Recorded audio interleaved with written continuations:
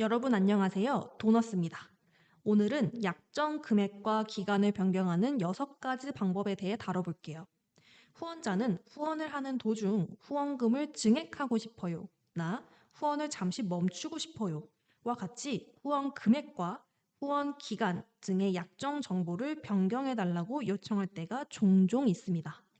그럴 때 약정 정보를 어떻게 변경해야 결제가 정상적으로 진행이 될까요? 후원자의 요청을 6가지 상황으로 나누어 살펴보겠습니다.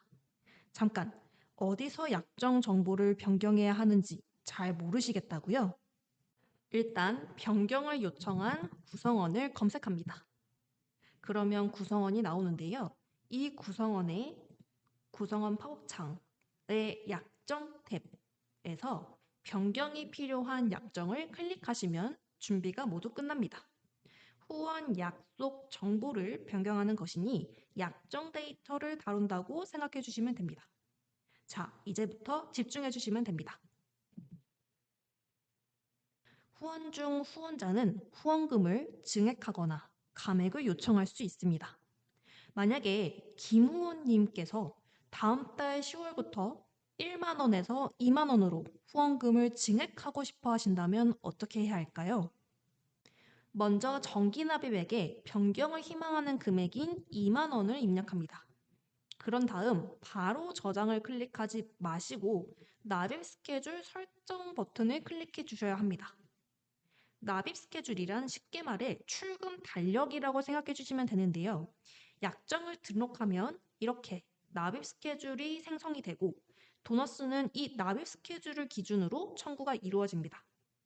약정 정보를 변경하고 납입 스케줄을 다시 생성하지 않은 채로 저장 버튼을 클릭하면 이렇게 스케줄을 재생성해 주세요와 같은 경고 메시지가 나타납니다. 만약 해당 메시지를 무시하고 납입 스케줄을 재생성하지 않는다면 후원자의 요청 사항이 반영되지 않은 이 납입 스케줄대로 청구가 이루어집니다. 때문에 약정 정보를 변경할 때는 반드시 납입 스케줄까지 다시 생성해 주셔야 합니다. 자, 정기 납입액에 2만 원을 입력한 후 납입 스케줄 설정 버튼을 클릭하면 이렇게 납입 스케줄 설정 창이 나타나는데요. 상단에 정기 납입액, 납입 기간 등의 간단한 약정 정보가 보여지며 하단에서 납입 스케줄을 확인하고 재생성하실 수 있습니다. 현재는 9월이며 김우원님은 다음 달인 10월부터 2만 원으로 증액을 희망하시니 달력을 23년도 10월로 설정한 후에 실행 버튼을 클릭합니다. 그러면 23년도 10월부터 스케줄 금액이 2만 원으로 재생성된 것을 확인하실 수 있죠. 확인 후에 저장을 한 번, 두 번 이렇게 해주시고 나면 모두 끝이 납니다.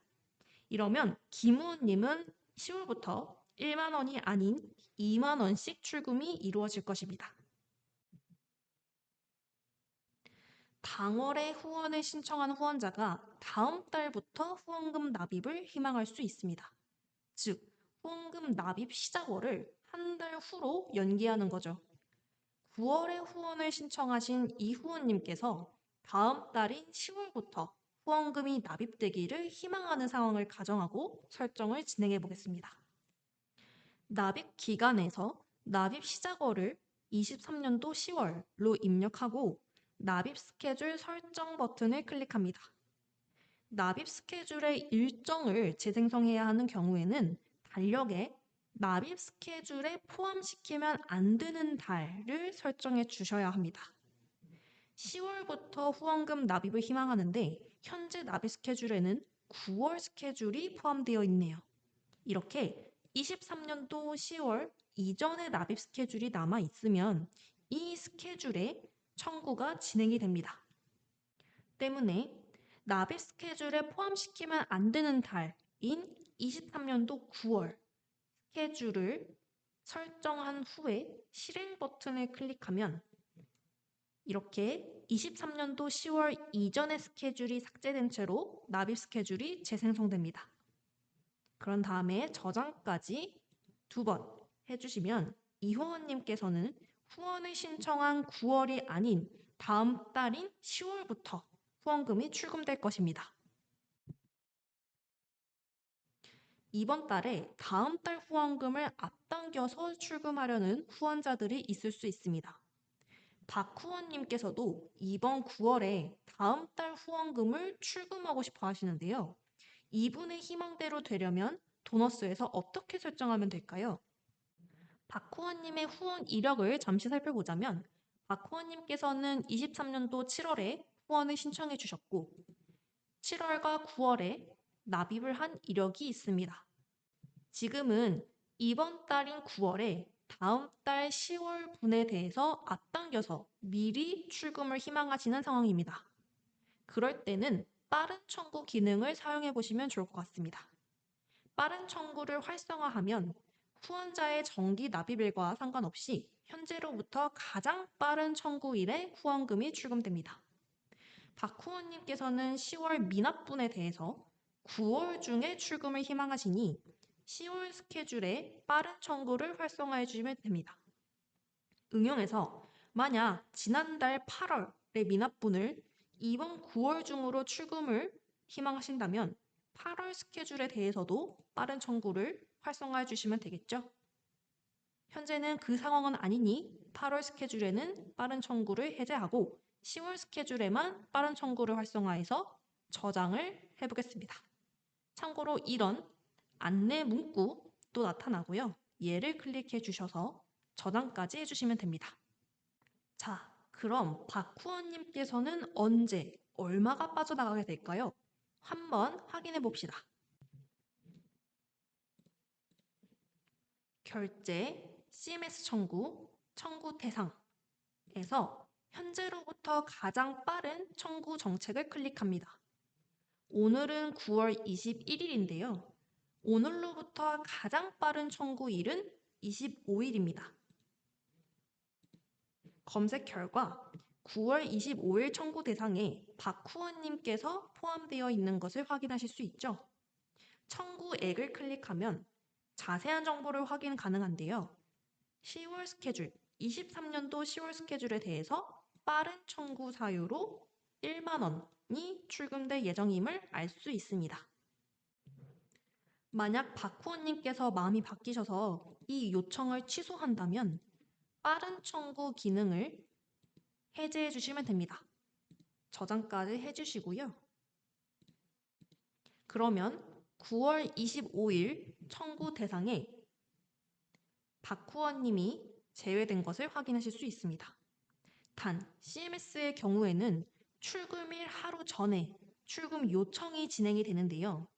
청구일로부터 2영업일 전까지 꼭 해제를 해주셔야 이 사항이 적용됩니다. 주의해 주세요.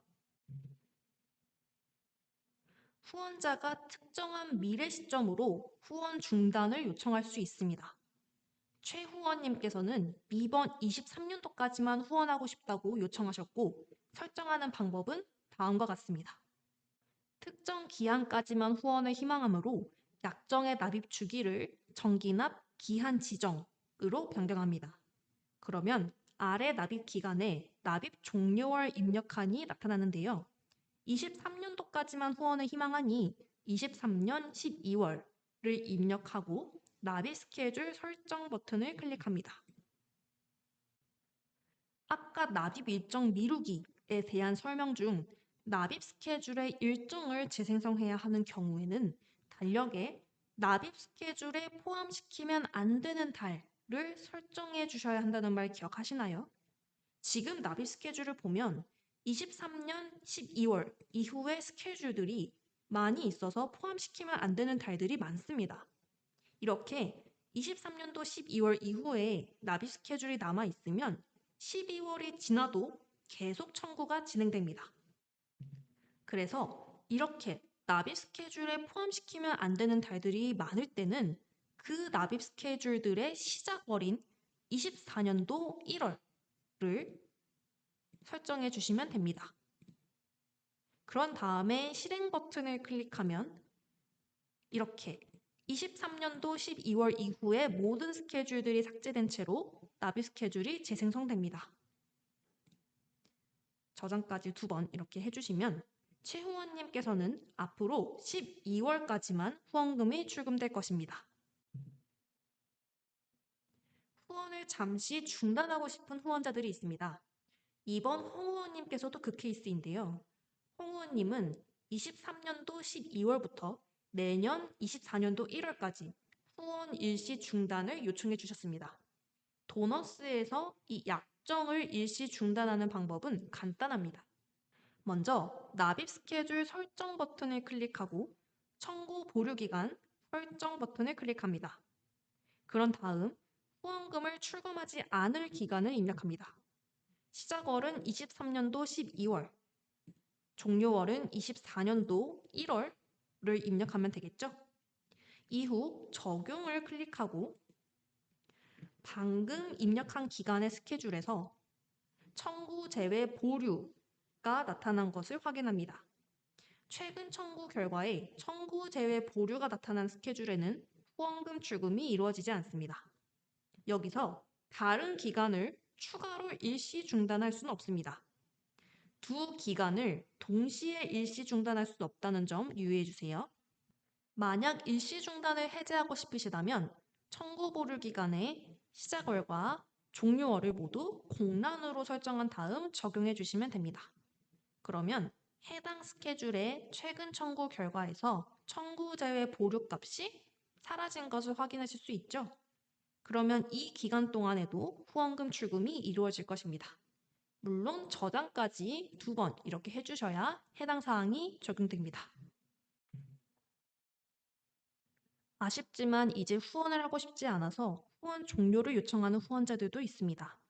주 후원님께서는 후원을 영구히 중단하고 싶다고 말씀하시는데요. 이럴 경우 약정 상태를 종료로 선택한 후 종료일과 종료 사유를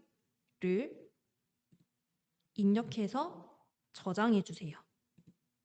그러면 약정 상태가 종료로 변경이 되며 종료한 약정에 대해서는 더 이상 후원금 출금이 진행되지 않습니다. 여기까지 약정 금액과 기간을 변경하는 6가지 방법에 대해 알아보았습니다. 앞서 설명을 꼼꼼히 들으셨다면 후원금 출금은 납입 스케줄을 중심으로 이루어진다는 것을 알 수 있습니다. 금액 혹은 기간을 변경한 후에 납입 스케줄을 재생성하고 저장까지 모두 완료해야 후원자의 요청대로 동작한다는 사실을 잊지 마세요. 그럼 다음 영상에서 뵙겠습니다. 시청해주셔서 감사합니다.